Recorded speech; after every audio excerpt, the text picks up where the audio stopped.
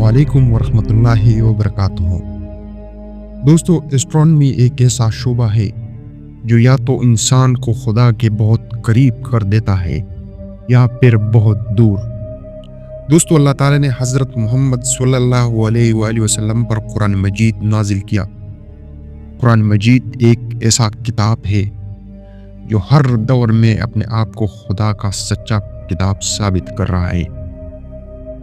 आज की साइंसी दौर में इस्लाम मुखालिफ एथियस्ट जो खुद को साइंसदान समझ रहे कुरान मजीद में गलतियां तलाश करने की कोशिश करते हैं, लेकिन ये तो उस ज़ात की किताब है जिसने ये पूरी कायनात तख्लीक किया।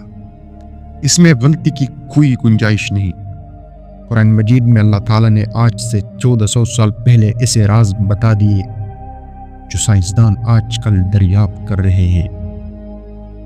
कुरान मजीद में इस्लाम महदूद कायनात के बारे में जिक्र, चाहे वो बिग बैंग का नजरिया हो या बिग क्रंच का, इसका जिक्र कुरान मजीद में वाज़ेह तौर पर बयान किया गया जो साइंस ने 50 साल पहले दरियाफ्त किया।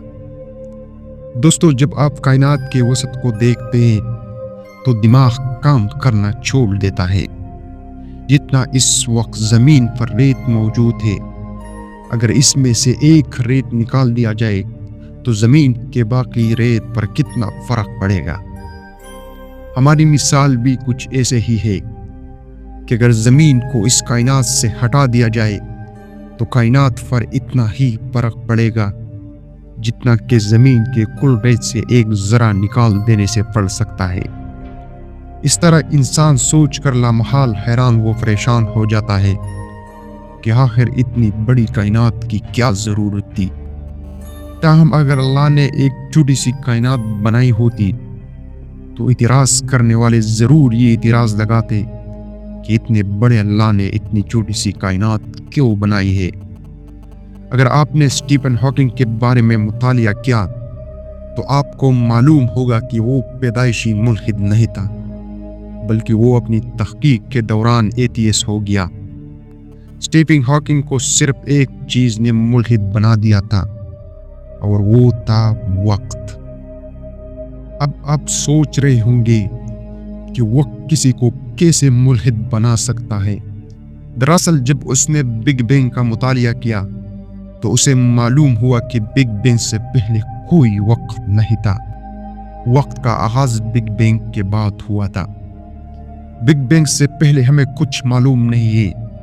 बिग बैंग क्यों हुआ, कहाँ हुआ, कैसे हुआ, इतनी तवानाई कहाँ से आई? साइंस इन सवालात के जवाब देने से कासिर है।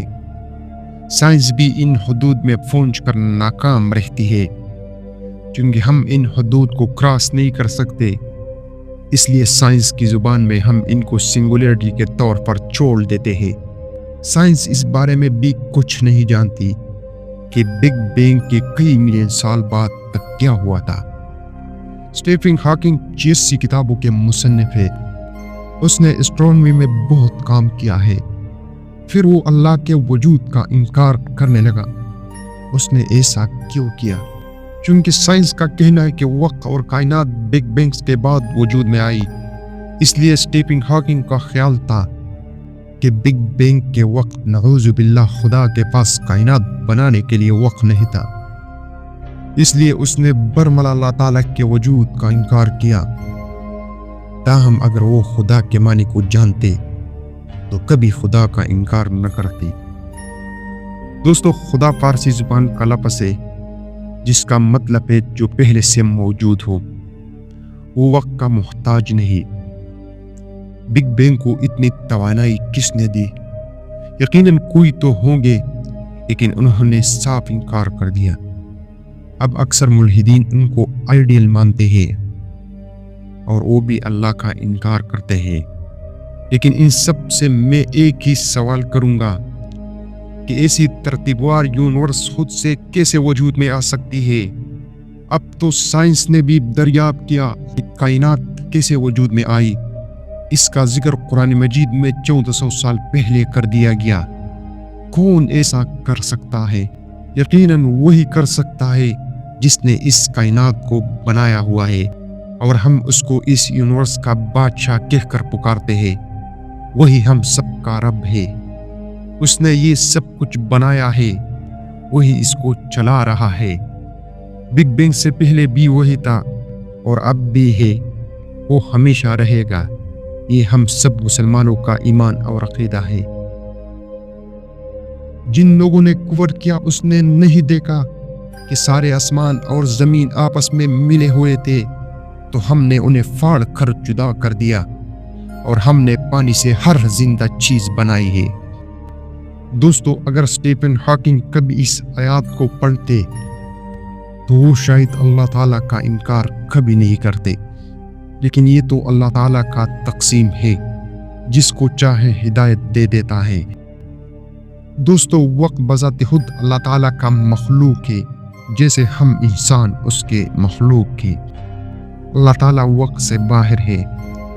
وقت کو اللہ تعالیٰ نے کائنات پر لاگو کیا ہے، یعنی کائنات بننے سے پہلے وقت موجود نہیں تھا، اور جس چیز کے لیے وقت موجود ہو وہ فدا اور فنا ہو جاتا ہے، اور اللہ تعالیٰ وقت سے باہر ہے۔ اس کی مثال قرآن مجید میں موجود ہے۔